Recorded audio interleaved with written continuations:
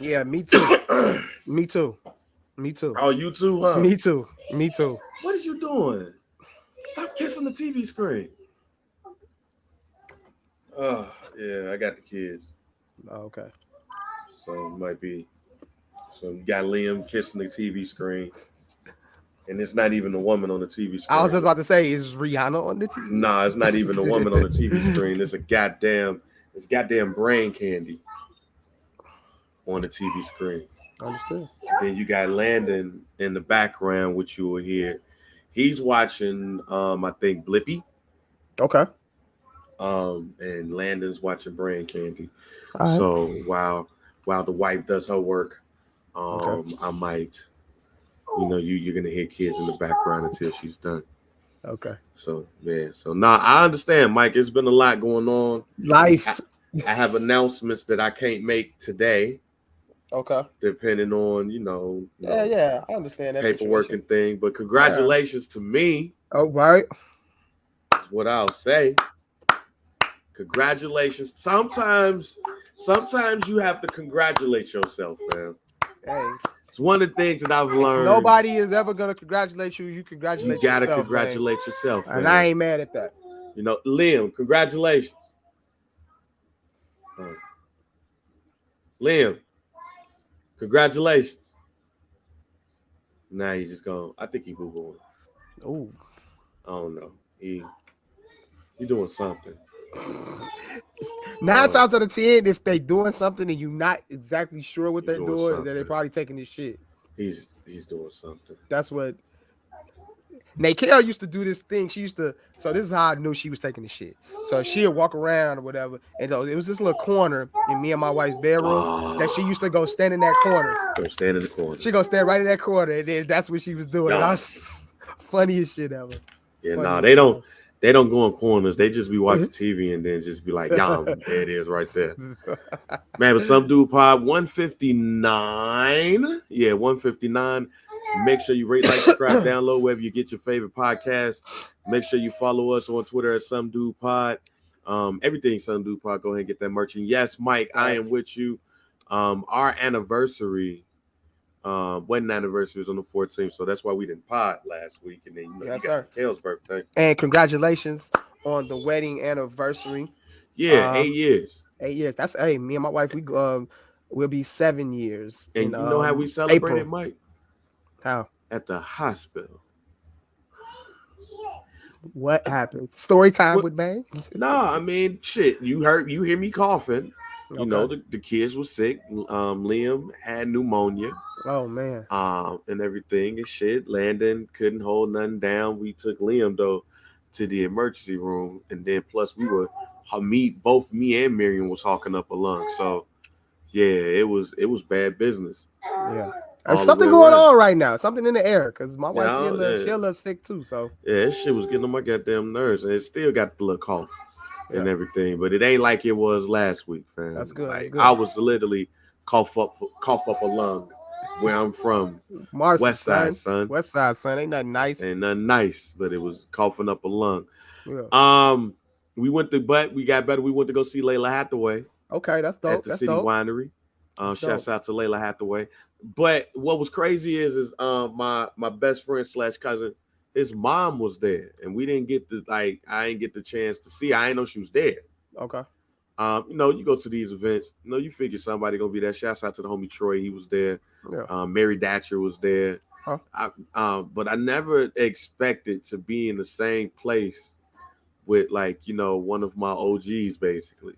Yeah. Just like my auntie. You never expect that, but But then I thought about it. I'm at that age, fam. I was about to say, not shocking. Now it's not shocking, fam. Not shocking. Considering who you went to go see and considering the age, how old you are. Well, you know what? Layla Hathaway is not like, right. That's what I'm saying. Layla Hathaway is not like, yo, we got to go see Layla Hathaway, even though I am. Yeah. Like, I'm a Layla Hathaway stan. Yeah. Like, I'm a Hathaway stan. Mm-hmm. So when it was, shouts out to my girl Tiffany, she hit me up in the DM like, yo, Layla Hathaway gonna be here, and I was like, shit, anniversary. Boop, boop, boop, boop, boop, boop, boop. Go ahead and get them tickets and shit. And Layla Hathaway performed her ass off. It was a great show. But I was like, damn, I'm in the same room as my auntie afterwards.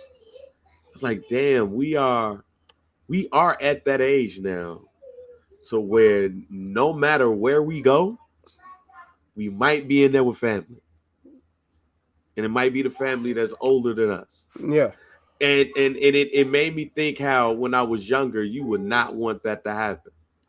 Yeah, Like, I wouldn't want to go to the house party and my Right. best friend's mom is like chaperoning the party or just not like, even chaperone. or just there or why are Right. you here? Mike not even chaperoning. Or I don't want to go to the liquor store or go to the store and then you know what I'm saying and I see my auntie or somebody that's or happened. Mike and like Like, I imagine, understand Mike, what you're saying. like Mike, let's have an honest conversation here. Yeah. Imagine you go to a house party and you see your homie best friend mom juke. Like she's getting it. She's bouncing and breaking her back. She is getting down, little mama. Yeah. Imagine you go to a house party and you see that. What do you do? Do you get behind her? I was about to say, oh no. Do you hold up her shirt? Mm. Do you Like- hold her up in the juke as she juke against some young guy to see who's going to win? Oh no, bro. That's What a do tough you do, one. Mike? That's a tough one right there. Like, what do you do if you hit get down, little mama, and then your homie's friend's mom just runs out in the middle of the floor? Man. That's my shit. What do you do? Oh, that's a tough one right there. I didn't even gonna hold you. I'm probably gonna get down. I'm probably gonna be like, hey,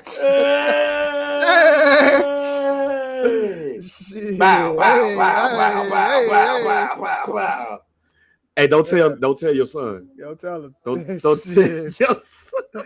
That's Don't tell your hilarious right son, there. man. That's between us. That's but see, between us. This a but little see, what moment if she between us. feel you, fam? What if she feel it? And she started looking at you a little bit different. Yeah, I don't even know. You just That's a juked tough your one. homie mama, And then she felt you, something happened. and she like, oh, you grown. You grown. Like if she hits you with the you grown, what do you do? That's a tough conversation. That's a tough conversation to have. Like that's why I don't know. I don't know if you can do that, Mike. Well, in your situation, now you know this was a little different. Like you was just like, Oh yeah. y'all partying, y'all go to y'all going to see a mutual. You know what I'm saying? Yeah, you can't get down, little mama, to Layla Hathaway. No. It's just a common interest right there. Of, And like, as you know, see the kids music in the background, what did you do? Yeah. Give me that, fam. Just getting all the shits. Just getting into everything. This motherfucker found tape. Yeah. Clippers. Liam over here trying to mess with the fan and my hard drive. They got brain candy on. Brain candy. And they- What network does that come on? That's on YouTube. Oh, okay. That's on YouTube. That's some shit that Liam like. Okay. That depending on what is on land and be like, nah. It's very interesting to see your kids develop like visual habits, like Yeah. TV shows. Like Yeah, they yeah. get their own shit. Yeah. But Oh, yeah. like I've come to the conclusion that the only reason why you have separate rooms for kids is because of TV reasons. Because they not 9 times out of 10 they might not be interested in the same thing. no, they're not. Like brain candy, we put brain candy on in the room. It's like Liam knew the pod was about to happen because he started crying and shit. And I was like, damn, fuck, like you already know what's up. So I put it on brain candy. Landon started crying. So I'm like, fuck it. I'll put brain candy up in here. So then he's sitting there watching it. Landon ass don't want to watch brain candy in their room. But as you hear him in the background, he laying down on the futon right now, looking at what? Brain candy. But you ain't want to watch that shit up in there. And then I got to stop cussing in front of the kids because some stuff happened. And I said, fuck. And then here come Landon. Fuck. Like, ooh, okay. It happens, babe. I don't. Babe, it happens. I think Nakel did the same thing before a couple times. I mean, I when he know was all my kids. Well, Trey was the only kid that didn't do that. Trey didn't do that. It's almost like he wasn't like a repeater, huh? man, it's almost like Trey knew when he was younger. Yeah. This ain't what I want. Yeah. It's like that. Like I think Nakel's like that too, though. I think she like, you know, once or twice when we heard her say like a word that she wasn't supposed to say, get that little slap on the wrist, and it's never happened again. I ain't gonna say it no more. But it never happened again. Nakel is to a point like right now she got. After I tell you this story, then I want to have like a quick, honest conversation. But like Nakel's at a point like where she's putting playlists on her like phone and shit like that. You know what I'm saying? Yeah, she's 12. Yeah, she's 12. She grown. So she grown. So like she knows, and I tell her, she always asks me, Daddy, can I put this song on my playlist? I say, of course you can. Is it the edited version? You know, and then she finds the edited version of the song, and then she does it, puts it on there. And then cool. She always asks first though, because she knows like what words to say, what words are bad, and everything like that.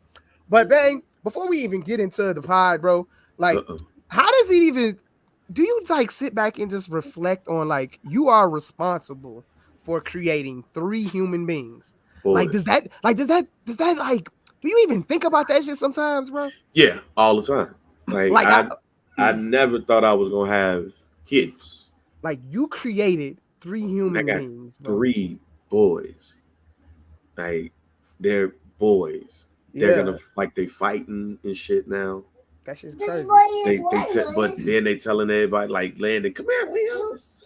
And then Liam, I'm like, ah. So I'm starting to see the friendship develop between brothers. That's good. Okay, and then you know after like I'm shaking, I had my hand out, not meaning to shake it, but Landon saw me. He was like, "Okay, we shaking up," so that's why you see my arm and stuff like this. But nah, man, like all 3 of my kids got 3 different personalities, and I love that about them. Yeah. I mean, I talked about it on there before. Like, I realized through my kids that I grew up fast. Yeah. Very fast in all facets of life, that I want them to take their time as much as possible. But then I'd be like, damn, I don't want my kids to be lame. Yeah. Like, it's like a like it's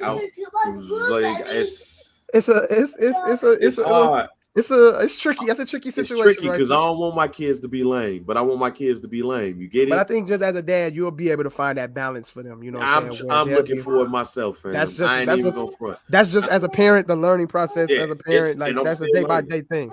Yeah, and I'm still learning. But yeah, it's like, man, I don't want my kids to be lame, but I want my kids to be lame. I want my kids to watch all types of shit as long as possible, do types of shit as long as possible. Like, I don't want them to know about certain stuff that I knew. Shake up. There we go again. I wasn't even trying to shake your hand, Landon, but there we go again. But I do look at them and I'd be like, man, we created them. Like right now, Landon and Liam just gave each other 5. And that's the stuff that I'm talking about. Like, I look at that and I'm like, damn. And I also look at it from a different perspective. See, my brother is 13 years younger than me. My sister is 19 years younger than me. My youngest little brother is 21 years younger than me. So I basically grew up the only child. Yeah. So, like, when I look at, like, honestly, like, we having an honest conversation. Like, I used to get jealous when I was younger, when I saw my best friends who are brothers. Wow. I know. I used to get jealous seeing my cousins, my favorite cousins, who are brothers. Yeah. I used to get jealous at seeing people, you know, who had a brother or a sister, because I didn't grow up with that. Right. So I always used to want people to spend the night over my house because I was the only child. Like, you know, sometimes like it. An underrated fact, ladies and gentlemen, of being the only child. It's the underrated part of being the only child is going home alone. Like you being out at like your cousin's crib, and y'all having the time of y'all life, and then y'all get that look, and y'all look at each other like, yo, who gonna ask, can somebody spend the night? Yeah. Whether it's at your house or it's at their house. and then your parents say not tonight, that's the longest ride home. That is the longest ride home. Yeah. But then they're gonna get over it a bit quicker because they got their brother or they got their sister. When you go home, you're not getting over that shit. Yeah. It's like, damn, I'm about to play this game by myself, or I'm about to watch TV by myself because I couldn't spend the night over that. Mm-hmm. That is probably one of the underrated, painful moments as a child, not being able to spend the night at the homie crib when you're the only child. That's tough. Like you be up in the car, basically, Hello Darkness, my old friend, is playing in your head and shit. Yeah. Your parents is like, man, you can't spend the night over there all the time. Like, fuck, I'm about to go home and do shit. Like, it's Friday, fam. I can stay over there and you can come get me in the morning. I don't feel like it. Yeah. And Trey was the only child for a couple of years, not too long. He's old enough to be able to still be big brother and enjoy his brothers. But then I look at Liam and Landon and I'm like, man, y'all ain't never had that problem. Mm-hmm. Because at the end close. of the day, y'all gonna be close, and y'all so close that y'all birthdays are 13 days apart. Yeah. So and y'all 2 years apart at that. Y'all gotta have y'all do birthday parties. They gotta have their birthday parties. That's you know what's crazy? That's a Liam and Landon birthday party. Oh yeah. And then also, what's crazy is my goddaughter's birthday is right in the middle of all that too. Okay. So it's like Landon, Liam, Cora, Landon. Yeah. So April, those first 2 weeks of April is just gonna be painful in my pocket. Yeah. But nah, man, like that's part of the reason why I'm like, I be looking at them like, damn, I made y'all and y'all all have some type of facet of my personality. Yeah. Like Trey has the Davis male trait, especially the Lee Davis male trait of really trying to impress your father. You know what I'm saying? And making sure that you're on point because you don't want your father, being disappointed and right. shit. Liam already is just like, I don't care. But he's the most talkative out of all of the three kids. Yeah. So when it comes to that, he's more like me. And Landon is just a bowling ball. Like I'm probably gonna be putting him in the soccer soon and shit or some type of sport. No, yeah. Like Trey wants to be a basketball. Trey put on Last Dance, G.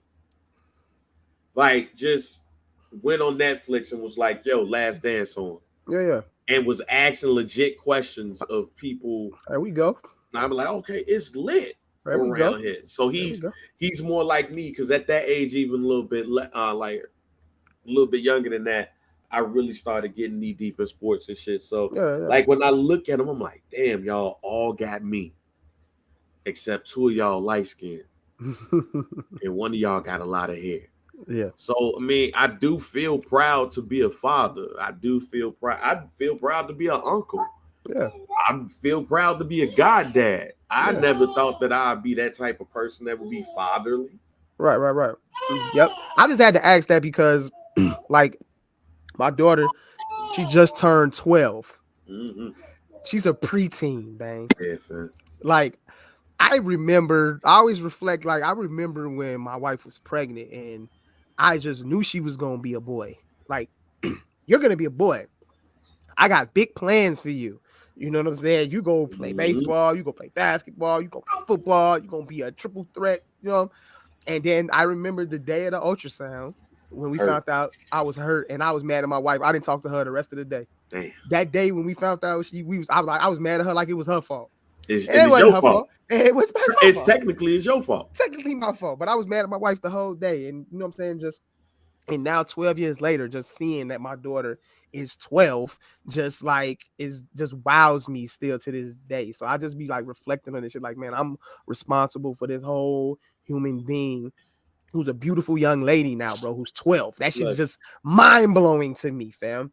And even though the plans didn't align to where I wanted her to be a a dope ass basketball player, a football player. You know what I'm saying? She's a great bowler, a great dancer, taking first place in tournaments and shit. You know what I'm saying? So hey, it's all working out. You know, so I just wanted to just like say that, bro, and just like happy birthday to my daughter. 12 years old, February 12th. That was her birthday. So it was just crazy to me, bro. Like she's 12 now. It's wild. Wild to me. I think real talk, it is a great conversation to have, like for anybody. Like, and then plus I didn't have kids young. Yeah. So I look at it. I'm not as old as my father was when he started, like when him and my mom started having kids again. So I'm happy about that. I'm still gonna be like, when they 50, when I'm 50, I'm still gonna be able to like enjoy some of their younger years.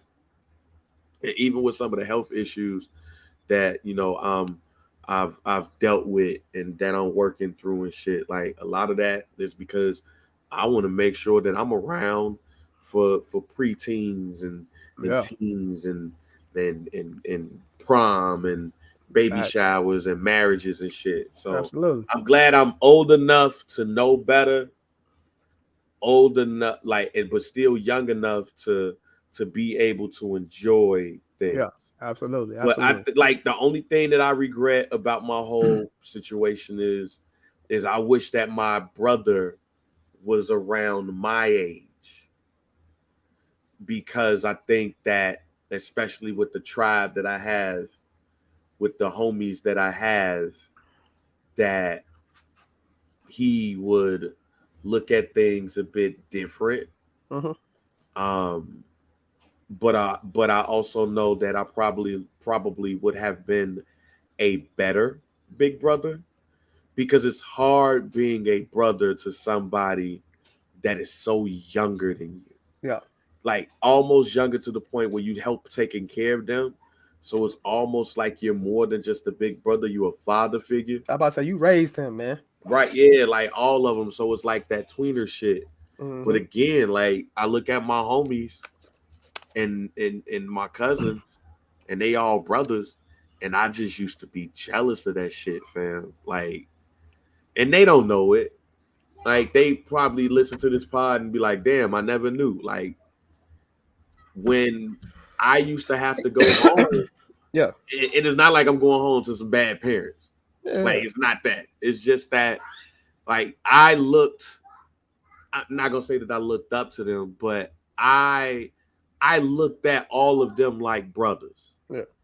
Like, Vince, who y'all see up in the Some Dude Pod group, his brother Lee, who, see, look, I didn't even know he was watching. He was like, damn, I never knew. Like him and his brother, like we brothers, fam. Like, our fathers are twins. Yeah. We have the same blood. We're brothers. But I used to like it was the happiest of times of being able to go over their house. Yeah. Cause it's like, damn, I'm not gonna be alone. And then again, I looked at them like brothers.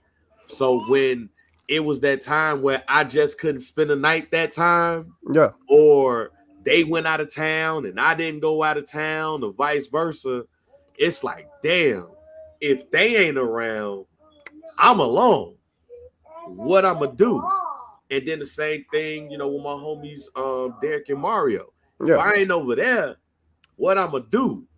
I gotta go to the crib, play the game by myself. It ain't like it is now, say with the kids. Like, it ain't like, see these kids, they on the phones with each other. You could be ain't no phone. Nah, it ain't like no that. Phone. So then why they over there fighting or having the time of their life? Yeah. Your ass over there playing one player live. Yeah. And trying to have as much fun as possible. That used to, man, like, and it's jealousy in a good way, not in a bad way, because I wanted to be around people.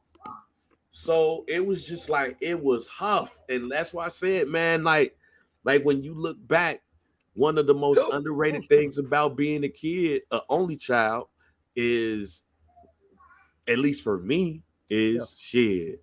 When it's time to go home, it's time to go home. Like that last lick, it really be like, yo, we having fun still. Let me stay. Yeah. And then your father be like, man, get your ass in the car. And you be like, fuck, man, I don't want to go home, fam. You be in the car crying and shit. I don't want to go home. And your daddy like, man, shut your ass up, fam. You get your ass in the house. You gonna go home, go take a shower. You stay.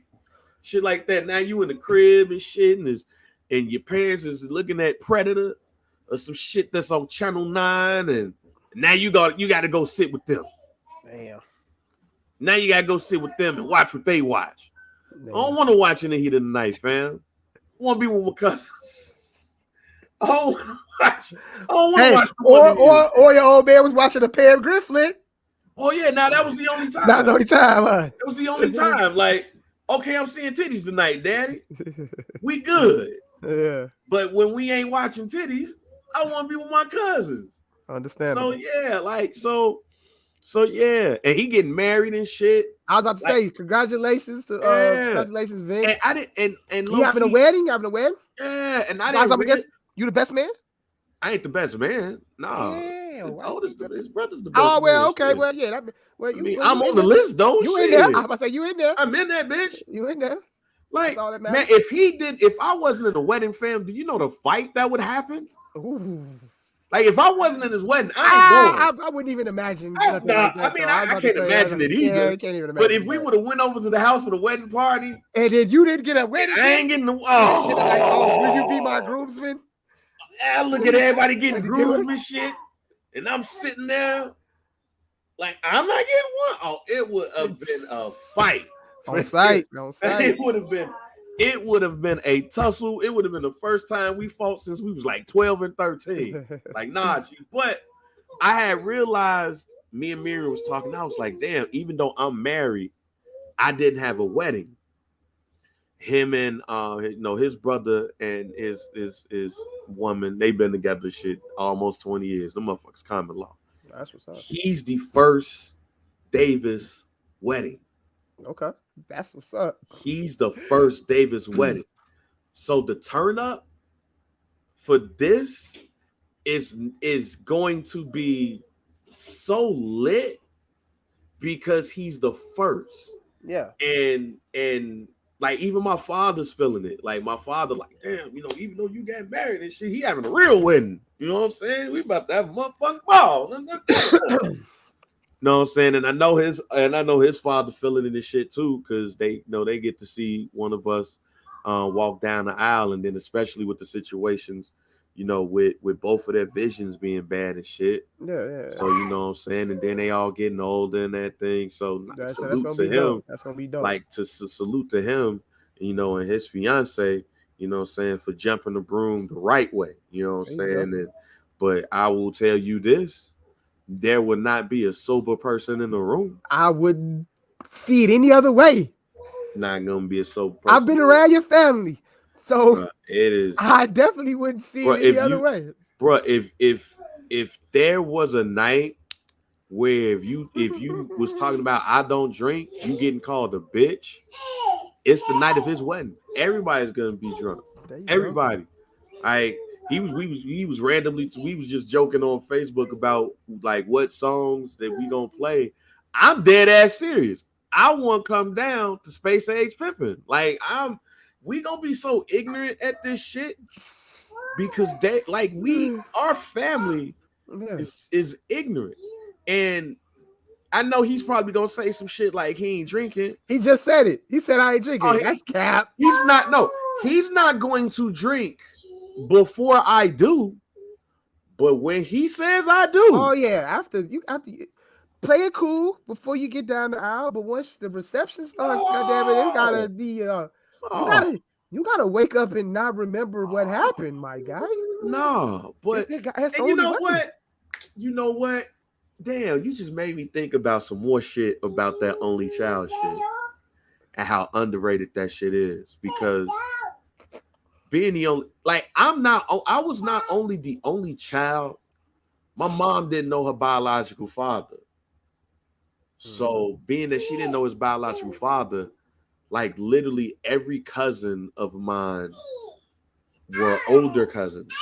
And I didn't really get it, or younger than me, and they're all like second cousins and shit. Yeah. Like I it's it's two cousins of mine that I wish on my mom's side that are not my first cousins because all that shit. But yes. Oh, so you getting married, Brando? Oh, Brando getting married too. It's in the air. It's in the air. And why speaking are of you weddings, finding out like this, Brando? yeah. Hey, you know what? That's funny because my brother just got married, and I found out the day he got married. He got married the day after Wait a your minute, anniversary. no. I So it's thought just he like got the- engaged to some shit because I saw Joe's. No. Oh, Christian got married Oh. February 15th. Oh, that must be some good cat to get married that way. My man To got not married. let your brother know? You ain't know, so you ain't know at all. It was like, surprise. It's like, what the fuck is this? Oh, that's some good cat. That's that. Like, what this bullshit? Let me not say that because he married, so I don't want to get mad at him. But hey, But yeah, it had to be excellent enough for you to be like, yo, I'm eloping. Yeah. Elope coochie is the best. Like, That's so funny. like for any man to just be like, I ain't gonna tell nobody, I'm about to go get married. That's some grade A. That's exactly what he did, bro. So congratulations to him. Hey, the wedding. Grade A, man. Love is in the air. Love is in the air. No, but see, man, damn. I ain't gonna get emotional when I say this too. But my cousin Daniel, who we was close when we was younger, and my cousin Jamal, I wish that, especially Jamal, I wish I had a closer relationship with him growing up. Like when we got around each other, it was like, yo, we can't go just yet, fam, because we know we ain't gonna see each other for a couple of years. Yeah. Like damn, like yo, if when we leave, fam, you're gonna be grown. Yeah. But all of my cousins was all on my father's side. Yeah. And it was still like the small pocket, but it wasn't just them. It was his cousins. Like his cousins are not technically my cousins, but I look at them as like my first cousins like he is. Like they were all beneficial in my development as a person. Yeah. So when I see them, I don't like, how you go over like somebody's house and like it's like yo cousins, we all cool, but like nah, like them niggas is like brothers to me too. Yeah.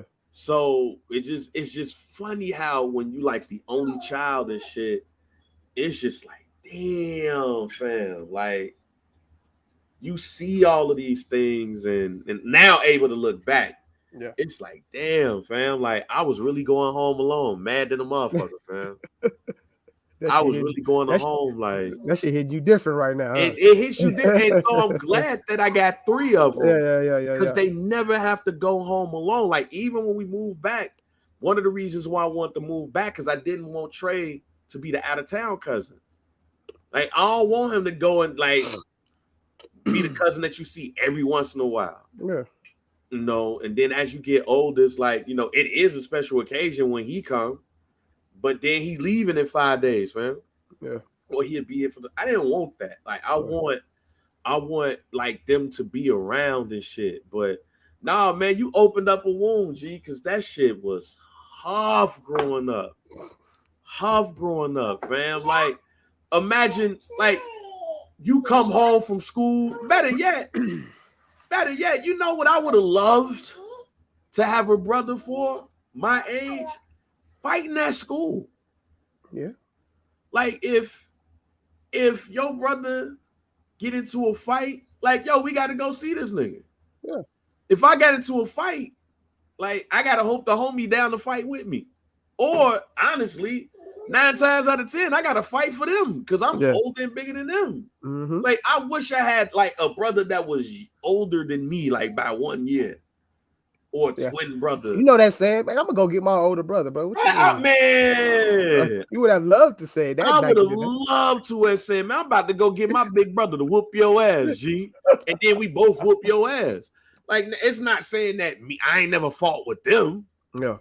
But we fight and we go home with each other. Like, yeah, we beat dude ass. Like, just to be able to have that luxury of saying it. I beat somebody ass at school in 1991. Who I'm gonna talk to? Nobody.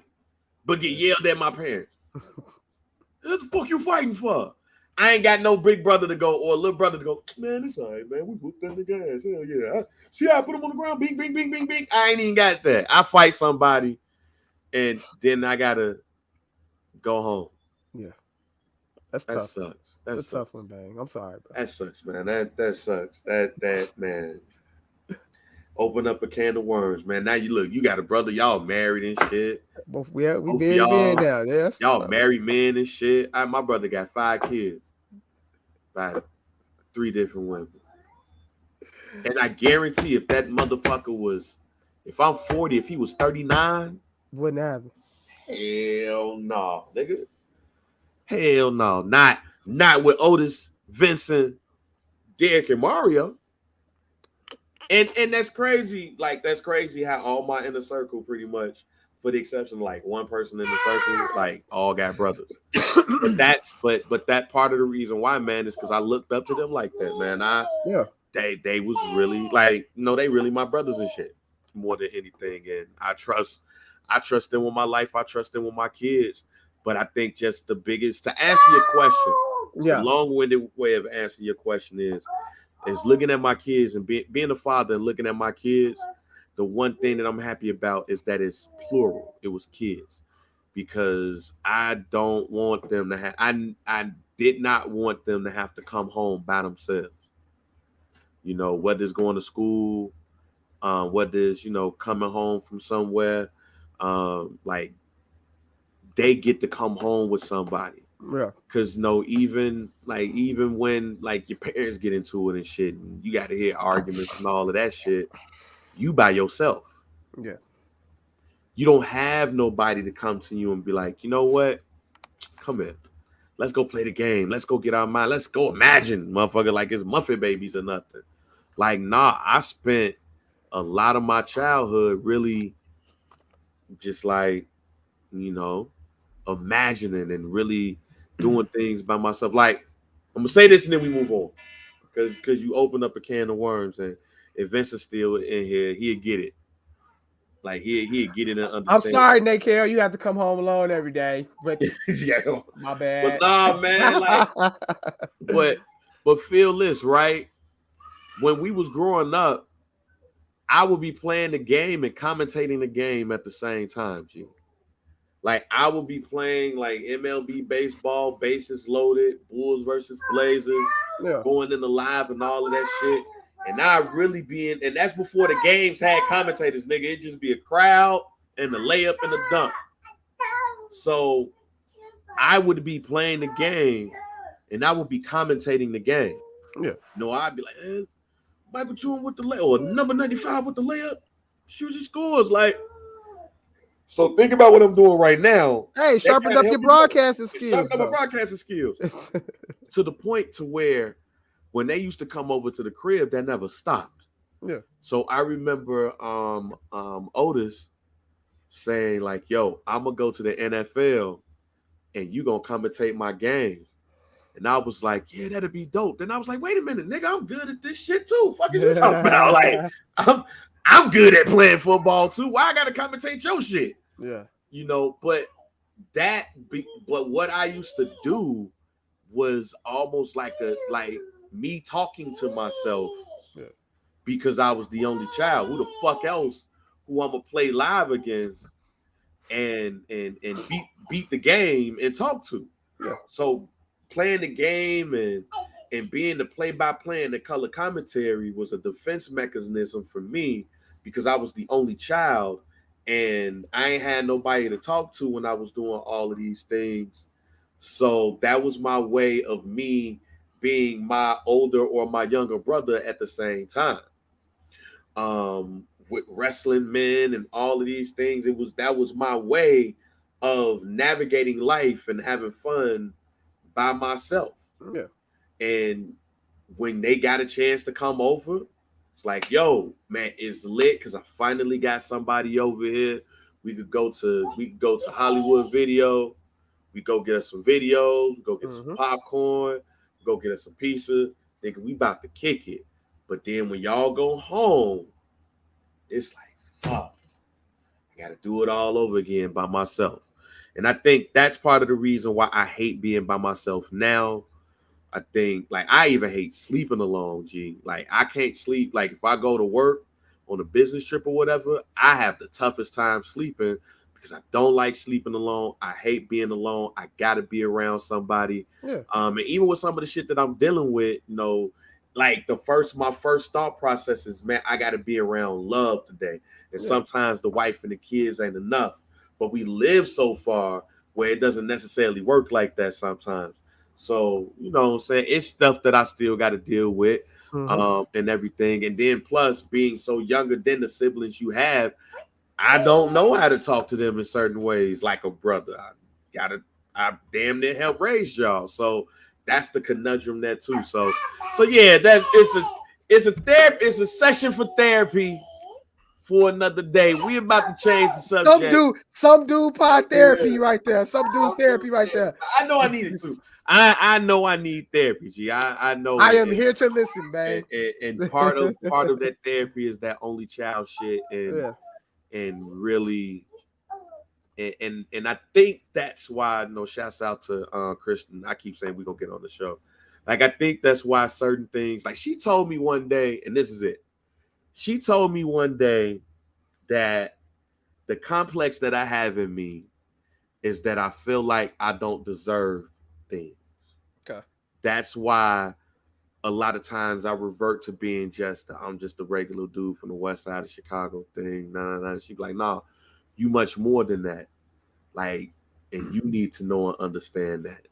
Like, you deserve things. Yeah. And I think it was a lot of things in my life that I pushed away because I didn't feel like I deserve it. And not necessarily saying I had a bad parenting situation, because I didn't. But, especially in that time, in the 80s and early 90s, ain't no affirmations, nigga. Your parents wouldn't give you no affirmations. Like, you better get your affirmation from Hey Black Child. Do you know who you are, who you really, really are? That's about it. So it's a lot of things that I am growing out of as a 40-year-old man, because I grew up believing that where I come from, I didn't deserve things. So that's why when things are announced, it's going to feel better, because now I feel like I'm at a position where I deserve things. And I deserve a nice house. I deserve a wife. I deserve 3 kids. I deserve everything that we have, and more. There you go. All right, Some Dude Pod. I know what we don't deserve, Mike. What is that, man? We don't deserve that bunk ass All-Star weekend that we had. Damn. That bunk ass All-Star game. As you see, I ain't want to cuss that kid right here. So I use bunk, a word that was used in the mid 90s. That if you use that shit now, niggas are gonna look at you crazy. Yeah. You'll realize you old as hell by using words like bunk and derb. Derb, nigga. Man, I remember the first time I heard that word. Derb. Boss derb. I remember this shit. This shit was boss derb. Boss derb. Boss derb. I remember the first time. That's a story for another day, man. But All-Star weekend was this past weekend, man. And by God, that game was terrible. Yeah, was the All-Star weekend terrible though, man? Yeah, I'm gonna say this. I don't think I'm gonna get no flack for it. I talked about this on Summer Sessions last night. Shouts out to Scott and them, Burke, Pav. All-Star weekend used to be like using the analogy. All-Star weekend was a holiday, bang. Not even just the holidays, fam. All-Star weekend was like the varsity game. All-Star weekend was like imagine East, right? I'm gonna use East because you went to East. Imagine going to East. It's Proviso East versus Proviso West. Sure.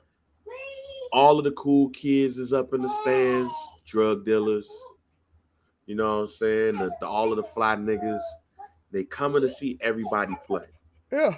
And because everybody is in the stands watching you, you got to play harder that game because you don't want to lose that game. And I'm talking about this is East-West when both of them are good. On a Friday night. on a Friday night. Yeah. That's All-Star Weekend to me. Yeah. Is the best varsity game you can get. Like even looking at like let's go back to the 90s, right? Even with inside stuff, man, bang, you doing speaking on the it. doing the shit, Yeah.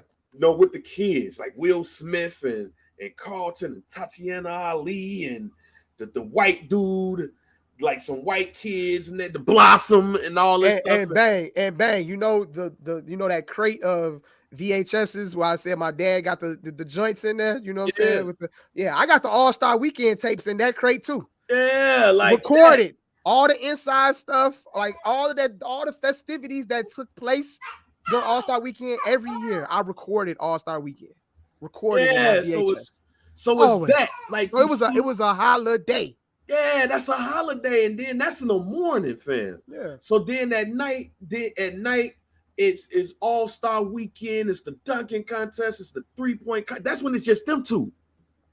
That's when it's just them two. This is before they even incorporated like skills challenge and all of that. Yeah, this ain't even skills challenge shit. It's dunk contest, 3-point contest. Yeah, that's it. So you got that in itself, right? And when I look at it now, man, it's so much entitlement now. I was telling Scott and them last night that it wasn't just cool to see who was in the dunking contest, who was in the 3-point contest. Even that year Mike went in the 3-point, you knew goddamn well Michael Jordan wasn't gonna win the 3-point contest. But Mike entered the 3-point contest, just to test himself. The dunking contest used to be a rite of passage at one point. Now, mind you, people, Michael Jordan, and you got to remember, Michael Jordan and Dominique Wilkins wasn't the eventual Michael Jordan and Dominique Wilkins when they were in the dunking contest. They were rising stars. It just so happened that in 1988, 87, 88, that Michael Jordan had a season of the ages. But for the most part, still with that being said, in 1988, Mike wasn't Larry Bird or Magic Johnson. Them two were still the biggest stars in the NBA. Yeah. They were rising stars. Yeah. That helped get them on the map. Absolutely. But then you also got in between that. Hey. Even between that, you got Spud Webb winning the dunking contest. We wouldn't gave a damn about Spud Webb if he never gets in the dunking contest and he wins the dunking contest. But you even also got like Clyde Drexler in the dunking contest. You got Jerome Kersey and Daryl Griffith and Terrence Stansberry with the Statue of Liberty and shit. Nobody know who Terrence Stansberry is, but if you say the Statue of Liberty, there's gonna be some old dude like, didn't that dude play for the Nuggets or some shit? Yeah, he did the Statue of Liberty. Absolutely. 360 shit, boom, boom, boom. But it was a rite of passage, even if you go in the 90s, fam. Like, even if you go in the 90s and stuff, you got Harold Miner came to the dunking contest, fam. Looking like me. Fuck out of me, bro. Looking like me times 3. Where niggas find Harold Miner at, dog? But the point is they found Harold Miner because what did Harold Miner do? He won the dunking contest. They called him Baby Jordan. Twice. They called him Baby Jordan. That's the one thing that we knew. And if he had a better career, he would be known for a little bit more. Also, Isaiah Ryder, Vince Carter, Kobe Bryant. This was a rite of passage, fam. Even going to Blake Griffin, dunking over the kid. Rite of passage. LeBron did mess up the dunk contest. But I'm not about to shit on LeBron. Because the difference between LeBron and Mike, and I'm about to give the LeBron fans a whole lot of bail here. Michael Jordan was the 3rd pick in the draft. He still was, he was a young star. He wasn't the chosen one, though. But he wasn't the chosen one. Yeah. So I can understand LeBron James not being in the dunking contest because I don't need it. Yeah, but y'all niggas did. But also, he even said it in an old interview. Like, I did it in high school So I think people expected that because they did it in high school. Nah, they didn't. It wasn't just because of high school. Like the nigga's a great in-game dunker. In-game dunk. And then that's true too. He's a great in-game dunker. That's a good excuse if you want to use it. You know what I'm saying? It's I'm more of an in-game dunker. He's a great in-game dunker. I don't think. Look, I think it would be a dunk that LeBron James would have did that it made me go, "Oh wow, he should win it." Like, he's not Vince Carter. He's not Kobe Bryant. Yeah. He probably would have did something that would have been dope, and people would have gave him a 50 because it was LeBron. Yeah. But I'm saying all that to say LeBron did not need the dunking contest. But all you other niggas after LeBron, stop acting like you are LeBron, fam. No, go dunk. Zion, when you healthy, go dunk. Ja, go dunk. You niggas ain't LeBron, fam. This Anthony is your Edwards, go dunk. Anthony Edwards, go dunk. Don't miss me with the whole I need $1 million shit. No, you niggas are not LeBron. Go dunk, fam. Stop that bullshit. And the thing about it is, in my opinion, people took the LeBron James approach, but LeBron James was a star his fucking sophomore year in high school. Anything he did in high school, it was just because it was high school. LeBron James did not need the dunking contest like a Michael Jordan, a Dominique Wilkins, a Kenny Skywalker, a D Brown, a Cedric Ceballos, a Larry Johnson, and all of these people. Like those people, again, it was a rite of passage, and LeBron James had already passed, so we ain't got to worry about that. So because people want to act like they LeBron when it comes to this shit, niggas ain't dunking, and that shit's huff. Yeah. So you got that right there.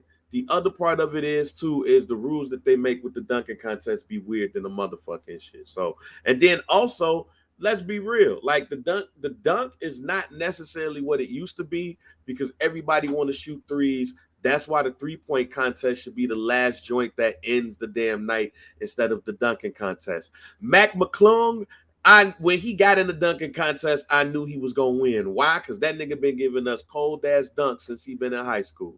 Yeah. I ain't seen that nigga do shit else but dunk, and that man got a scholarship to Georgetown. And I went to a Georgetown game just to see him. And I went to that game, and I was like, "Oh, buddy ass huff as hell, but oh, he's huff. Oh, he's huff, but you know what? He's athletic. He can dunk. So let's go ahead and do that right there." Hey, for what it's worth, though, the dunk contest was actually solid, though, this year. I wasn't mad at the dunk contest this year. It was because of him. Trey Murphy, he lost, but Trey Murphy was actually decent. But what I'm saying is that decent. You still need one other person. Oh, I definitely agree with that you. Out. Oh, you ain't got. Oh, yeah, absolutely. So that's what I'm saying. With everything you said. It couldn't have been no one-sided shit, but but you needed a Mac McClung because of what we didn't even know this Troy Murphy nigga existed really. But we've seen viral videos of Mac since he's been in high school. Yeah. So we was already coming in like, man, what the white boy gonna do? Yeah, for sure. All that other shit is for the birds. What the white boy gonna do? So anything else is extra. But then also, man, one of the things that I used to love about the dunking contest or just All-Star Weekend in general is, again, it's the varsity game effect. Yeah. Everybody at the fucking game, G. For sure. Like, you used to see Shaq and them with the big ass camera and shit, looking and all that shit, filming and everything. Everybody seeing some good ass shit, having a good time. It was like the varsity game. These marks was acting like they was too cool for school at the goddamn I don't understand what transpired from last season to this season because last year the All-Star game came down to the last shot when LeBron hit the game winner. What the fuck happened this year? Like, I don't understand. No, I fell asleep at halftime. And I knew from the first 4 minutes of the game, I was like, oh, this is gonna be some bullshit. Mike, I said all of that shit and didn't even get to the goddamn game. You didn't even make it to the game. I didn't even make it to the game. I made it to halftime. I'm saying in this conversation, I ain't make it to the game. Oh, you didn't make it. Okay. Fam, you made it to halftime.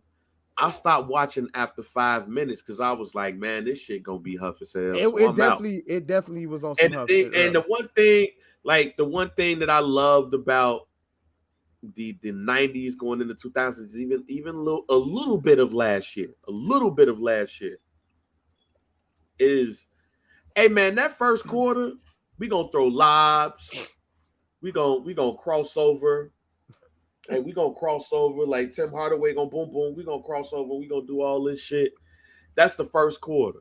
But after when the second quarter comes, it's up. It's a game. Yeah. And the thing is, I don't care where the game was at, because I know that Scott last night had me rolling because he was like, "Yo, I don't want no All-Star game in no small markets." But the highest rated All-Star game was in Utah in the 90s. It's not the place, it's the people. Because all of them niggas came into that game. It's like, a mindset. It's a mindset. It's mindset like going into the game. Right. The Rucker Park game, a Rucker Park game and a Drew League game. Niggas play way harder. More competitive. Yeah, for sure. Was way more competitive. And it doesn't hurt when Giannis got hurt before the game. And it doesn't help when LeBron James get hurt by trying to block the shot during the game. But still, G, competitive. Be competitive. This is one thing, and I'm going to bring this back to this show here, because another piece, a very underrated piece, is that you got a lot of niggas that's in this game that are perennial all-stars and shit. So the issue for me is the Lauri Markkanens and the Shai Gilgeous-Alexanders and people like them, where it's like your first or your second time being in there. So, yo, I'm a do my thing in this motherfucker because I don't know if I'm getting back. Like the bench players really made the All-Star game, G, because this is my time. Like, yeah, you're gonna have some stars like Kobe and all of that. And they're probably gonna get the MVP and all that stuff too. But I forgot what year it was, but it was one year that Mitch Richmond won MVP and he went the fuck off. Mm-hmm. Fam, like that is missing in there. Because with the LeBrons and all of them, they the stars, fam. They gonna get their love. Some of them might be like, yo, I want to win MVP tonight, and then they gonna be doing their thing. Or they might see somebody they want to go up against and all that stuff, be extra competitive. But when the bench players, G, get out there and start huffing it up, you ain't got no chance. Which 95 All-Star game, Mitch Richmond. That's what 95 All-Star game, which leads me to this, man. It's something that I had said to Scott and them. Part of the reason why we go through what we go through with the NBA, man, because the bench player is just not there no more. And what I mean by that is, back in the 80s, 90s, 2000s, even some of the 2010s, it wasn't just about the starters, G. It wasn't just about the six man. It was about them other niggas on the bench too. Like, we was involved in the entire game and the entire team back in our day. Like, we just didn't know about Mike and Scotty and shit, fam. We was like, yo, here go Randy Brown in the game. Here go Jeb Bushell up in the game. Here go Tony Dumas in the game. What happened to them niggas? Who are those niggas now? Who's the Randy Brown of today? Who's the Jeb Bushler of today? Who is the Bobby Hansen of today? Who is the there's another one. Who's the Dana Barros of the day? Somebody who was on the bench but then ended up becoming like, who are those dudes? Those dudes. Like, when you hear people talk about those people, that's when you know, this dude know about basketball. Now, that's why I don't get into a lot of the basic shit, because niggas only know 5-6 people. Yeah. Like, when you talked about Portland, you ain't just talking about Clyde Drexler. You talked about Terry Porter. You talked about Kevin Duckworth. You talked about Jerome Kersey. You talked about Clifford Robinson. Mm-hmm. You talked about all of those, man. Like, all of those cats now, man, we ain't got them no more. Like, it's really a last of a dying breed. Udonis Haslem is really the last of the dying breed, fam. Like, you got NBA players talking about some, man, Memphis need an OG, man. They really need a... Who was going to be that OG? The only OG left, man, is Udonis Haslem. Iguodala. He was there. He left. He went back to Golden State. No, I'm saying like OG in the league, just like in the league, period. No, I mean, But he's like him and Udonis Haslam is like the last of a dying breed. That dude that's on the bench that can go holler and talk to the little homies and everything. Yeah. Like we not talking about some of these bench players and everything, or people that cold as hell, but not necessarily stars. That's the equivalent of losing recipes now for us, fam. Because man, we used to, whether it was basketball cards, video games, or just watching basketball and like really watching it, we knew everybody, fam. We knew everybody, and now we really only know who the starter team and like we barely know who the sixth man is now. Like that's how I know it's bad out here, G. Because we barely know who the sixth man on these teams. Who's the sixth man on the Chicago Bulls? It depends. Kobe White, could be Caruso, could be Ayo Dosunmu. It depends on the start lineup. I was gonna say it depends. It depends on the start lineup. Who's the sixth man for the Philadelphia 76ers? It depends. Could be Shake Milton. That's what I'm saying. No, it was like the sixth man was his own damn position. Yeah. It was center, power forward, small forward, shooting guard, point guard. The way these lineups are set up nowadays, bro, it just depends. Yeah, and that's glorified. Like it's no like legit. It's not too many legit six men in the That's NBA why I right said, now. man, we losing recipes, fam. I remember I'm about to be the dude on the old dude get off my lawn guy here. I'm sorry, I'm gonna be him today. But back in our day, we knew who Mike was, we knew who Scotty was, we knew who Dennis was, but we also knew who Will Perdue is. We know who Bill Whittington is. Yep. We knew who Cliff Robinson is. We knew who Eldon Campbell was, fam. We knew who all of those players were.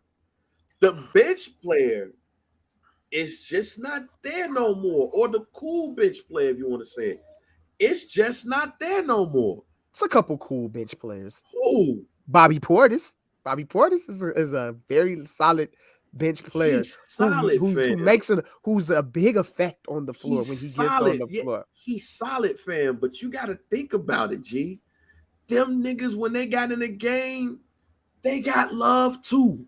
I don't think Bobby Portis gets the love. Bobby Portis get love in Milwaukee. They love him in Milwaukee. I'm talking about outside of Milwaukee because he's a hated player.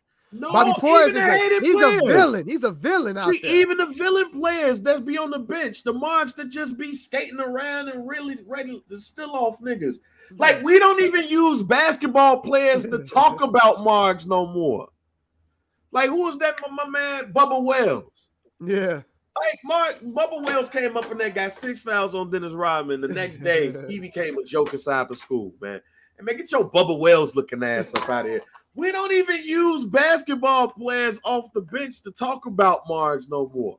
Like, think about it. When you go hoop, when you used to go hoop when you was younger, it was some bench players that you was like, all right, cool.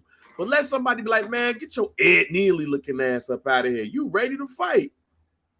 You can't do that shit now, man. Get your Kobe White looking ass up out of here. You like, To your point, though, you saying pretty much like all of these niggas want to be stars, is what you saying. Like everybody wants to be a star, fam. Everybody wants to be a star. Nobody wants to do the dirty work, or we don't talk about the dudes that do the dirty work. That was the good thing about the old NBA, man. Because even though you did have your stars, when those other players got up in the game, they really bigged them up. I'm gonna give you a perfect example because I brought it up last night. Dale and Antonio Davis. When you played the Indiana Pacers and you turned it on NBC, it was the Pacers versus the Bulls. Yeah, Reggie Miller, they're going to talk stuff about Reggie Miller. They're going to give Reggie Miller his love. Rick Smith, they're going to give him his love. Detlef Schrempf, they're going to give him his love.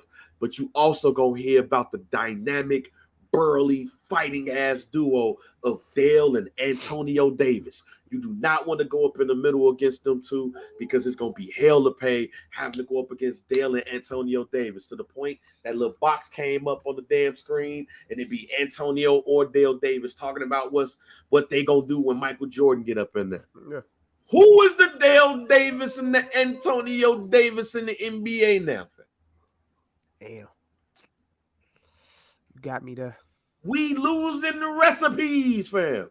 Who's the Cliff Robinson of the NBA now? We don't have that because there's literally like only one big man in each lineup nowadays. Like even with the guards, fam, who's the Vinnie Johnson?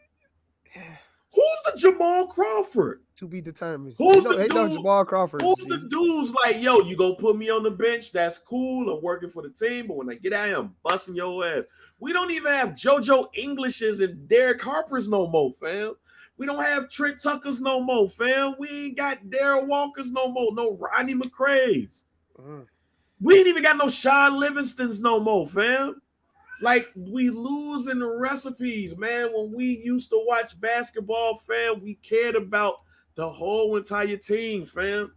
We ain't got none of that no more. We ain't got the savvy veterans. Damn. We ain't got the wily veterans. Ain't we no ain't got legit, the enforcers. Ain't no legit bench players in the NBA, huh? Ain't none of that no more, fam. When the last time you looked at a game, you watched the NBA game, and you heard Marv Albert or Mike Breen be like, yo, he's a savvy veteran or he's a wily veteran. You barely even get to hit journeyman no more. Yeah. Now, we don't get none of that no more, fam. We are losing the recipe. It's a real disappointing thing too, as far as the All-Star game goes. Just to double back on the All-Star game, is that I think it was more disappointing. It's because of the way they actually set up for it to be a pickup game.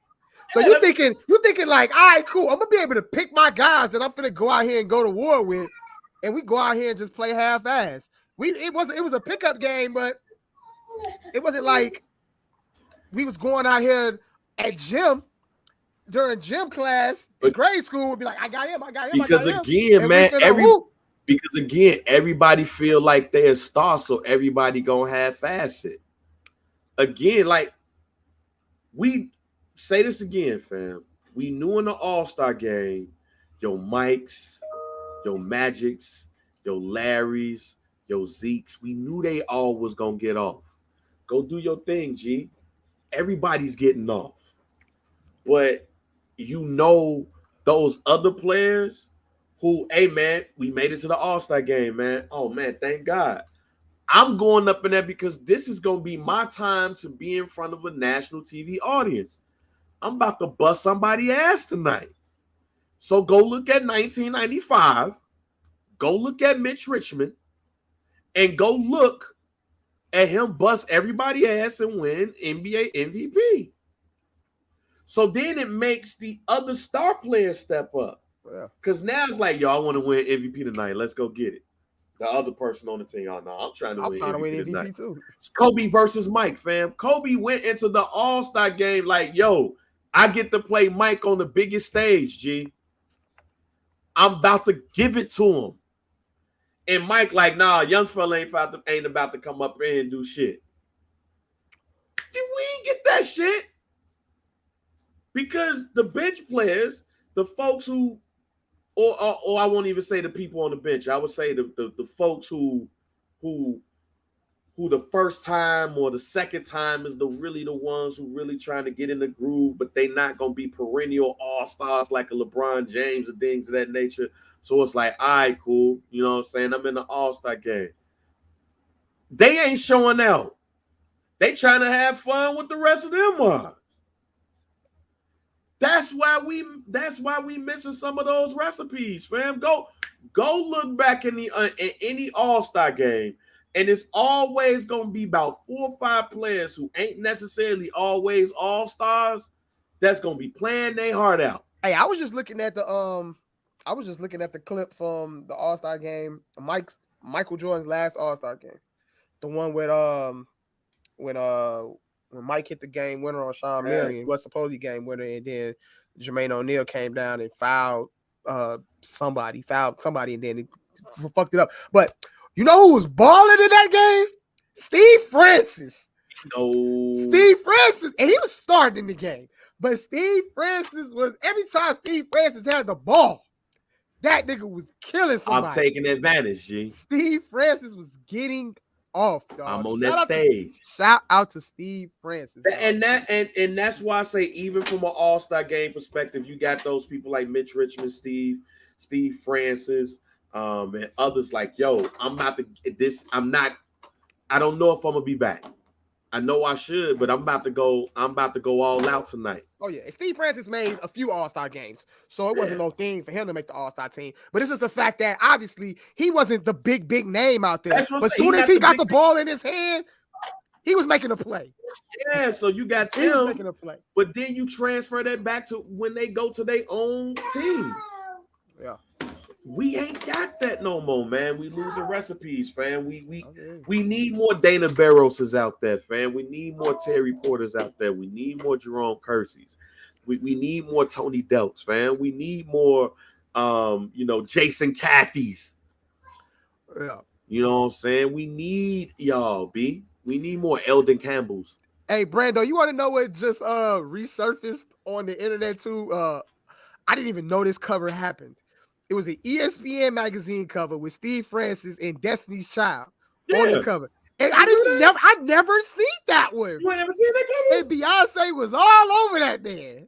Yeah. So what else? Somebody was like, I saw somebody post this shit. And it was like, somebody said, I hope Steve Francis threw his shot at Beyonce that day. Because Beyonce was all over him on that cover. Beyonce threw a shot at Stevie franchise. Question. At that time, we not talking about Beyonce now. But that was some Houston shit right there. Exactly. I was like, when I saw that, I said, I ain't never seen this cover. Yeah. Shout out to Steve Francis. We talking about Beyonce then. We talking about no Beyonce. Yeah, that was early. Yeah, I was talking about Crazy in Love Beyonce. I know, this is way back. Crazy in Love Beyonce is a little bit different. Oh yeah, facts. So But yeah, that was dope. Shout out to Steve Francis. Stevie Francis, probably. Yeah. Let me shut up, man. Illuminati and fuck around and fuck up this whole goddamn podcast. Yeah, be cool. But nah, man, like we losing recipes, fam. What do you think we can do to fix it? Honestly, I thought the pickup game thing was something that was gonna actually fix it. But you see, they incorporated the whole after each quarter, whoever wins the quarter, you know what I'm saying, they get to donate money to the charity and all that shit like that. You thought that was something that was gonna help it stay competitive. And then we had like the target score for the fourth quarter. That's gonna keep it competitive. You know, the NBA, it's not like the NBA is not trying to incorporate things to make it better, because obviously we've done things, and now you make it an actual live pickup game where you're picking somebody, before the game actually starts to make it seem like, all right, we're giving it that playground feel, because we know these guys, they come from a playground basketball background, and this is just like something that's going to make the game competitive. That shit didn't work. So honestly, I don't know, man. I don't know what we can do. I see a lot of people bringing up the idea of doing like a one-on-one tournament. Yeah, I don't know how that would work, but like they just like getting rid of the all-star game and just doing like a little one-on-one tournament, like bracket style. Nah, don't do no one-on-one. But what I would do is, how many people in the all-star game? I mean, you pick 12 people per team, so you got 24 players, I guess. 24 divided by 4 is what? 8? Yeah. I would have 4 times 6. Sorry, 6. I mean 4 times 6. Yeah, I would have 6. I would have 4 teams. I would switch it up like that. I would have 4 teams of 6 players. Yeah. 5. What you like a 5 starters and then 1 person off the bench, like it's. Yep. Ooh. Yep. I would have, and then those teams would compete. Ooh. It would be a round robin tournament. Those players would compete. So what? You have a bigger prize with the players. Ooh. That's what you're gonna make competitive, because everybody can't be on everybody's team now. Yeah. And all of those things. So that's what I would do to make it competitive. It would be simply you pick your teams. You have 4 captains. Yeah. You pick your teams within those joints, and then You have one game, and then you could put that shit up to 50. Or if you really wanna old school it, you had that shit up to 32. I would say 32, not 50. No, 32. I can see a 32. 32, that'll go fast too. yeah, but I don't see that. But you have a game to 32. You have one game. You have one game, and then you had another game, and then those two winners meet. And then that game goes up to 50. Because that game goes up to 50, and then from there you have a winner. You have those 6 players have a big pot to win from. Yeah, that's what I would do. You have to take the play. Scott said some shit last night that I ain't want to agree with, but I had to agree with. And I'm not even a player empowerment person.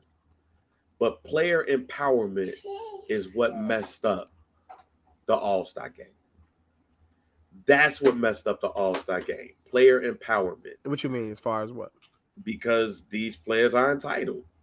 Oh man, yeah, that's to a certain point. Like they entitled. So how does them being entitled convert over to like being competitive in the All-Star game though? Because they feel like they don't have to be competitive. That's so fucking lame, dog. I don't understand that shit. They don't feel like they have to be competitive, G. Like, I mean, that's the biggest thing that we saw right there. There was nothing to be competitive about. You have to make them be competitive. And to me, that's what makes them be competitive. You put them in a situation and you up the money up and you have those 4 teams. So it can't just be about the charity. Can't just be about, you know what I'm saying? All right, we win this quarter, money goes to a certain charity. Motherfuckers don't give a fuck about that shit. Don't you get a bonus for being in the All-Star game? You get paid to play in the game. Some mods got All-Star bonuses in their contract, fam. But but you get a win. When you win, your bonus is probably more. But I'm pretty sure they get a separate check for actually playing in the All-Star game. Yeah. So what the fuck are we doing, bro? Like, there's your money right there. It's not enough. It's like $500,000, Mike. $500,000. Only $500,000. It's like $500,000, fam. Like you get $500,000 for playing in a basketball game. Fam, that to some of those people ain't shit, fam. Come on, man. Let's keep it a buck, fam. And you get $1 million if you win. You get another $500 if you win. If that's not enough motivation, then we screwed. It's not enough motivation. That's why I said if you shorten up the teams, the money get bigger. Then we screwed. You shorten up the team, the money get bigger. $500,000. Like it's like, did you see did you watch the Wu-Tang video? The Wu-Tang. I haven't watched it. In this week's episode, Master Killer was an original member of the Wu-Tang Clan, according to this TV show. Okay. He did a song. He came around the guys. They liked him. He did a song. He was on tour, and Raekwon saw him getting equal money. Raekwon was looking like, what the fuck? Is he even a part of the group? That's what this is. Like, fam, like you splitting money with somebody who probably ain't gonna score but like 2 points or whatever when they get up from that. So no, shorten them teams up, G. Have 4 teams, split them up, have 4 captains, they all pick their player, and then from there you have team 1 versus team 2, team 3 versus team 4. Those winners go up against each other, and then boom. It's a shame. I don't even think USA versus the world will work. Because the world will probably bust our ass at this point. I was about to say, we getting killed. We getting cooked. If the game was competitive. Right, if the game was competitive. Matter of fact, it was something that Scott told me that I didn't believe, and they had the numbers to back it. Luka is like the coldest all-star to not do shit in an all-star game. He probably, at all of his all-star appearances, he apparently got like 24 points combined. That's shocking as hell. It's shocking as hell, but Luka is a perfect example of, oh man, I'm in the All-Star game. All right, cool, bad. That's a damn shame. Look, the fact that we having this conversation and we coming up with ideas of having like a 6-on-6, you know what I'm saying, is a damn shame, because when you really, really go back to those early 2000 All-Star games, those games was competitive as hell. Man. Like you said, the first quarter, First quarter, alley-oops, and then after that, crossover. it got lit. After that, hey, we about to hoop, We y'all. hooping. Like, it's a shame. We have to hoop. And that's Right. crazy. And you know what's crazy about this, man? And then we'll move on to these Jordans and shit before we get out of here. What's crazy about that, man, is you get a more competitive game at the Drew League than you would at the All-Star game. But then when you see a LeBron James or a Steph Curry or a star, you get all of these niggas in one room. The whole crowd, like everybody tries to cramp in to that gym to see LeBron James go up against some random nigga from the hood that still got a hoop dream. That he gonna posterize. That he's with authority. Posterize. But now you got a chance to have, I'll remove Giannis and LeBron out of this because they both were injured. But you got a Ja versus Dame matchup, a Kyrie versus whoever matchup or whatever. And you can see these marks like hoop. And we ain't getting that. It's a shame that you got the opportunity. It's a shame that you got the opportunity to bust somebody's ass who's right on the same level as you in front of millions. And y'all niggas out here. Y'all out here with the layup line. But we go to the truth, but we could go to the Rucker and see you go hoop against, some random nigga from New York. Nah, bruh. It's tough as hell. Definitely do better, NBA. Speaking of tough as hell, man, would you rent to own your Jordans? Would I rent to own? Rent to own or like rent just the rent like I wear them and then give them back? No, rent to own, man. If if you go to the Some Dude Pod page, I know I had shared it and my man Courtney has shared it. But you can go to Rent-A-Center. Yeah, no. And you can go rent Jordans, rent to own your Jordans. $19.99 per week in this graphic. It says $19.99 per week, 53 payments to own it. With interest and everything, the Jordans will come out to $1,049.97. Now, see, look, if anybody let me stop you right there because that's dumb. You want to know why that's dumb? Because if anybody's out there doing their research, and if you go on Foot Locker or Finish Line or whatever that offers it, they have Afterpay. Yeah, you can Afterpay Jordans, and they'll send them to you, and you only need to make 4 payments of like $50. So, talk to me about Afterpay because I've never used Afterpay. Oh, let me put you onto some game, man. Afterpay it's legit, and you ain't gotta get you don't have to they're not gonna check your credit or nothing like that, bro. And you can cop shoes or other shit that offers Afterpay, and you pay. I did it for a couple pair of Nakel shoes for Christmas. So Nakel wanted some really expensive shoes for Christmas. Okay, you had to get them. I had to do it. So Afterpay made 4 payments. Yeah. Every 2 weeks. Direct deposit it out. It come right out of your direct deposit, come right out of your checking account. And that's it. So you don't have to rent, and then you pay $1,000 after you $1,000. You say the rental center you're gonna end up paying $1,000 after? Yeah. No, it's just retail. Which is what I'm saying. You retailing for $40. So that's stupid. I was very stupid. Like Rent-A-Center and all them shit. So no, I'm not gonna rent shoes. Like, you know what's wild? Like Rent-A-Center and all them shits is no longer needed, I guess, because of Afterpay and shit. Yeah. But also, like, you see people getting big screen ass TVs that you could get for shit $300 right now, and you rent to own your TV and you fuck around and get that shit, and in a $300 TV you paid fucking $2,000 for that shit. Hell no, bro. They got that shit for concert tickets too, Joe. Like, what? Ticketmaster it's called Klarna though. Klarna. It's not Afterpay, but it's Klarna. So like the Beyonce tickets? You could Klarna them shits, bro. You could make monthly payments for tickets. Did they do that for plane tickets? I don't know if they do that for plane tickets. I don't think so.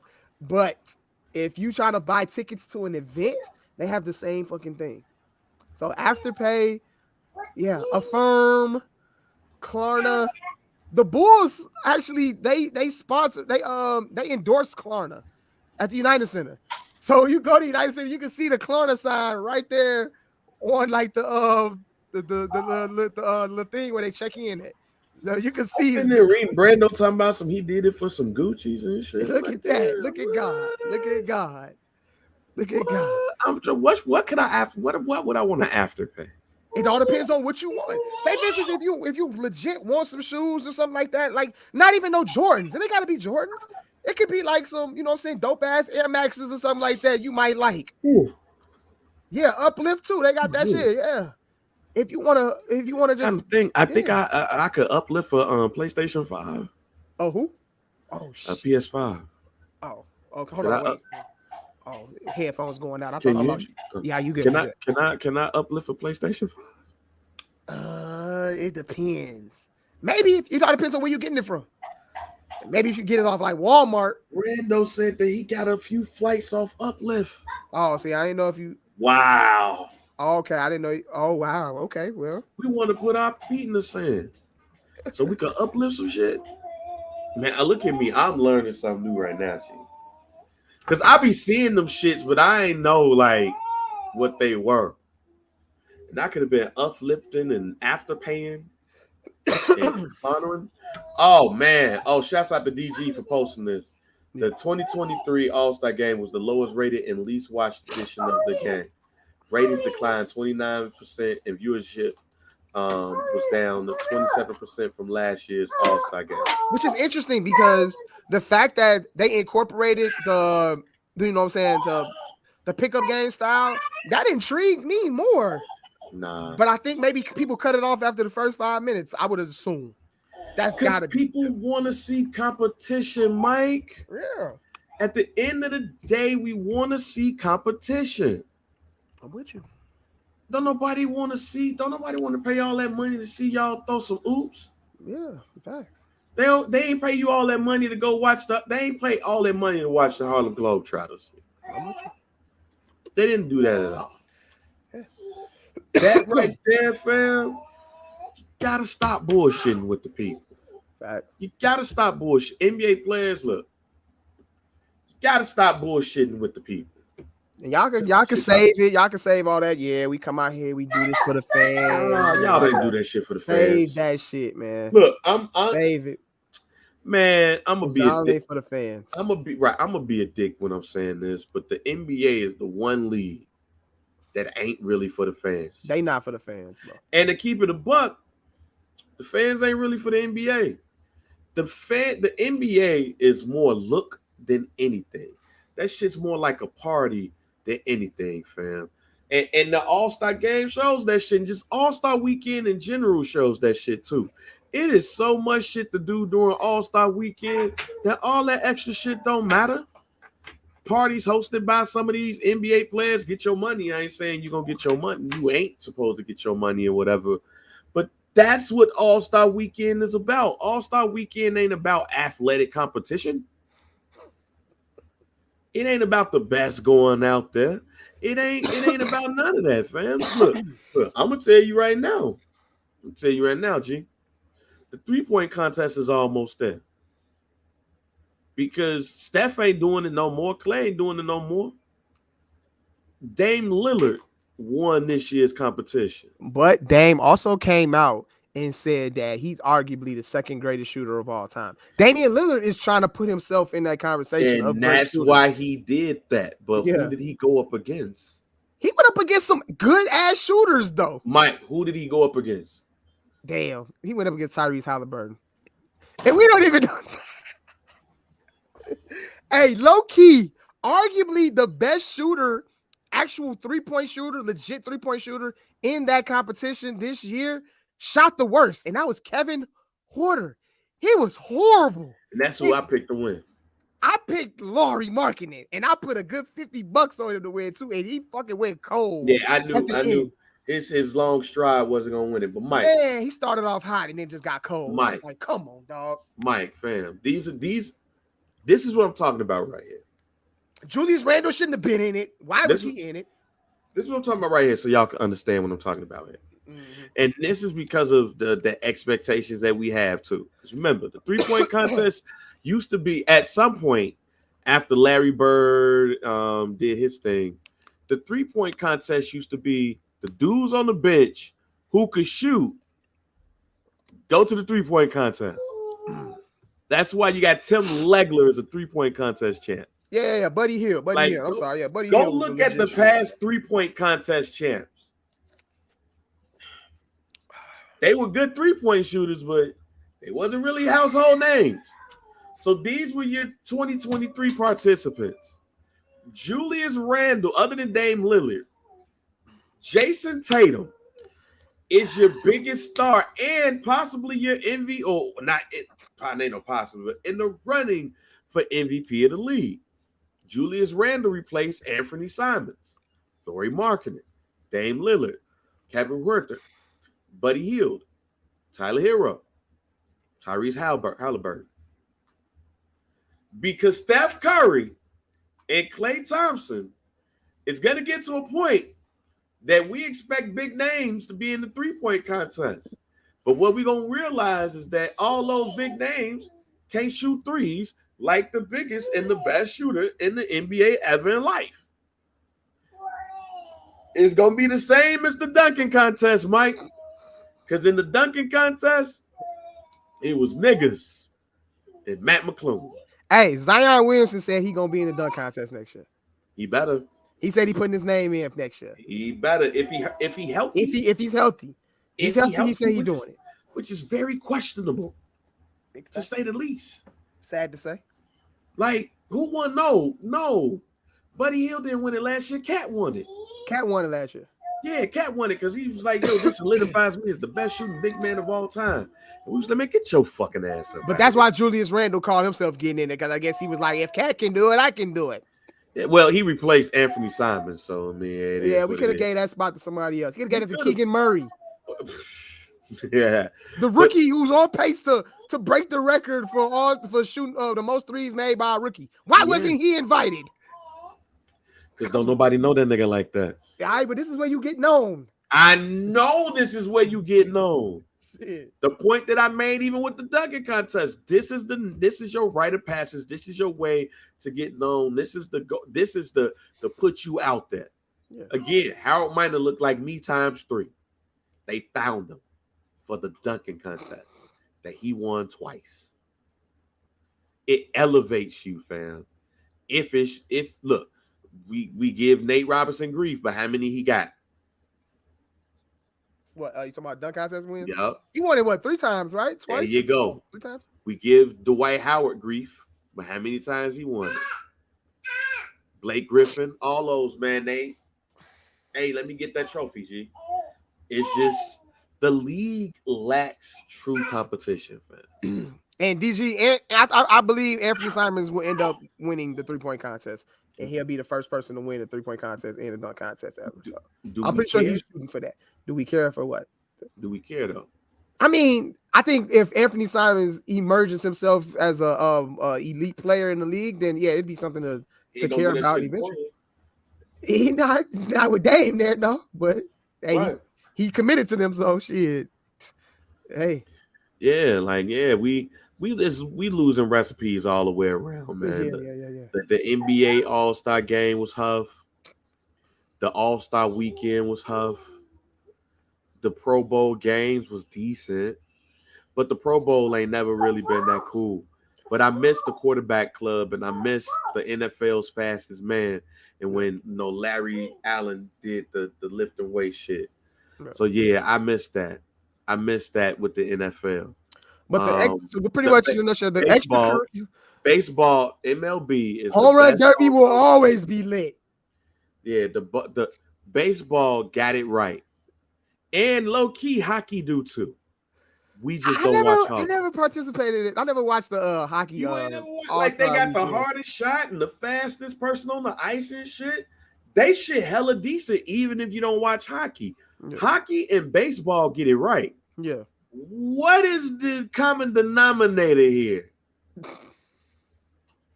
Niggas ain't getting it right. Stop being too. Look, here's my plea, and we'll get it out. We'll go ahead and close up shop. NBA players, stop being too cool for school, G. Stop acting like you the dude in the start up in the leather jacket, in the Letterman jacket, excuse me. Yeah. NBA players, stop being the dude in the Letterman jacket and act like you can't be touched. Yeah. Like, you gotta understand. And I ain't even talking about the money that people spend. The All-Star game is the one game where all of the best are on the court. Bust somebody ass. Bust somebody ass.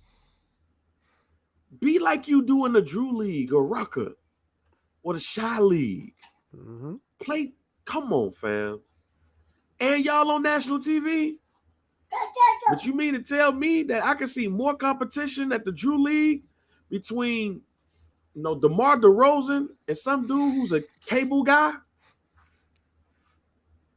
But he used to hoop in high school and still got a little bit of game. So he joined the Drew League team. I could get more competition from that. But it's a whole bunch of stars over there on each team.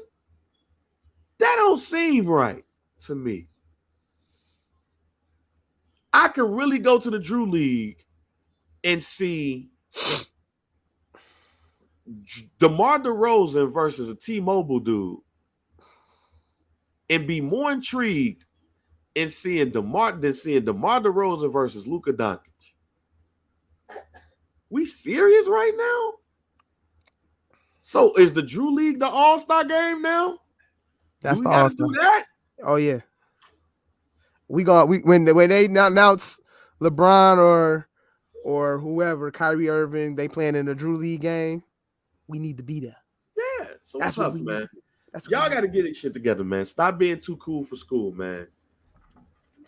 Be there and be aggressive on that court, man. Do something, because right now, y'all huff as hell, man. But let's go ahead and close up shop, man. Any hot takes? All right, I got one hot take, man. We're going to just leave it at that.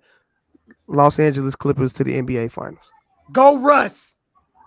Hey, I picked the Clippers to go to the finals. Yeah, but you didn't pick them before this, though. So you still riding with them before this. No, but you know what I'm saying? Like, no, that's not what to say. You picked them before this. Yeah. But say, for instance, you still had the Clippers before the Russ trade? Obviously, you know the Russ trade don't affect you because you don't like Russ. But I do like Russ. Whoa. Do you think this? Russ. So you don't think this hurts them getting to the finals? No, I still got the Clippers going to the finals. All right, that's cool. I'm with you. I don't think the 76ers is going to go. But I had the 76ers versus the Clippers. I believe I did. Okay. I think the 76ers still got a decent, legit shot. Unless somebody get hurt, man, it's the Boston Celtics versus the Clippers now to me. That's who I'll change. The East I'll change. But no, I got but the West, I got the Clippers going. I still got the Clippers going out the West. I'm just surprised. You do like the Russ in there, like I like the rest of it. Yeah. All right, cool. But I'm just surprised at the Sacramento Kings. You see how good they're playing. Yeah, how good they're playing. Hey, that's who surprised me. But no, Clippers winning the title. Okay. In my opinion, I hope so for Russ's sake. I want Russ to get a championship. That's my hot take, though. All right, I'm with you on that. Hey, snowfall tonight. Yeah. I need Franklin to get his get back. I need Franklin. Snowfall tonight. Last of Us. If y'all ain't watching that, go ahead and watch that. Got Bel Air this week. Bel Air back. Bel Air back tomorrow. Yeah. Got some good TV coming up. You is back. If you haven't. I heard you was Huff. It's okay. It's okay so far. It's okay. Your Honor is lit. It's lit. You know Your Honor is lit. Kofi Jones' brother got shot. Crazy. That's crazy.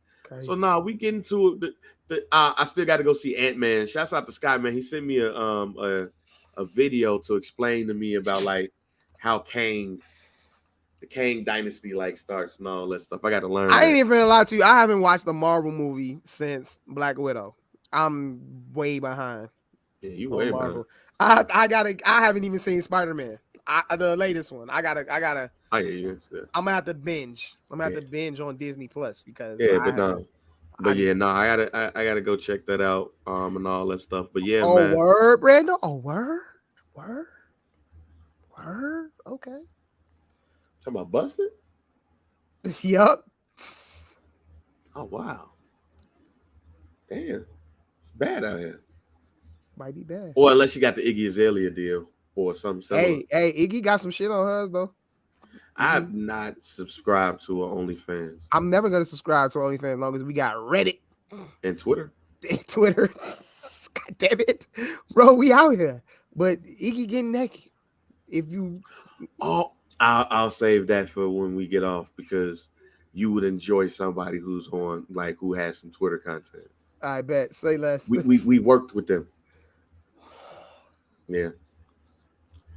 But yeah, go ahead and end us off, man. Hey man, Some Dude Pod, rate, like, subscribe, man. Like Bang said, at Some Dude Pod, pretty much everywhere. Okay, Instagram, Twitter, Facebook. We are on Facebook at Some Dude. Hashtag Some Dude Pod is the Facebook group.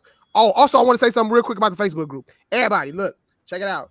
If y'all in the Facebook group, we appreciate everybody that posts in the Facebook group, everybody that's engaged in the Facebook group. We are getting more and more members every day in the Facebook group. If you are not aware, just be more mindful that we do have women in the group. We have women, and we have women that engage in the group, like engages in the conversation. So like Brando's mom. Yeah. So, and my auntie, she's in the group as well. So we have older women, you know, respectable women, you know what I'm saying? Black women in the group who engage in conversation. So let's be slightly more mindful about content that we post in the group, you know, about certain subject matters, you know, everything like that. You know, obviously we love to joke around and have fun, but also just be respectable in the Some Dude Pod group. And also just invite members in, you know, to the group and let us get involved in the conversation. But yeah, back to it. Yeah, at Mike B _CHR, at JR Bang, cop that merch and all of that. But you say, Randall, my man commented in the group. That's what's up. That's what's up. Shout out to moms and shout out to Auntie for holding it down with Some Dude Pod. And yeah, that's it, man. We out of here, man. I'm Mike B. That's JR Bang, and we gone. You're gonna look at your phone. I want to see your face reaction.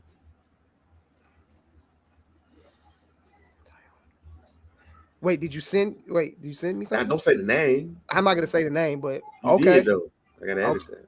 Huh? You did though. But yeah, you have some quality content. I need to see. Yeah, big facts. Yo,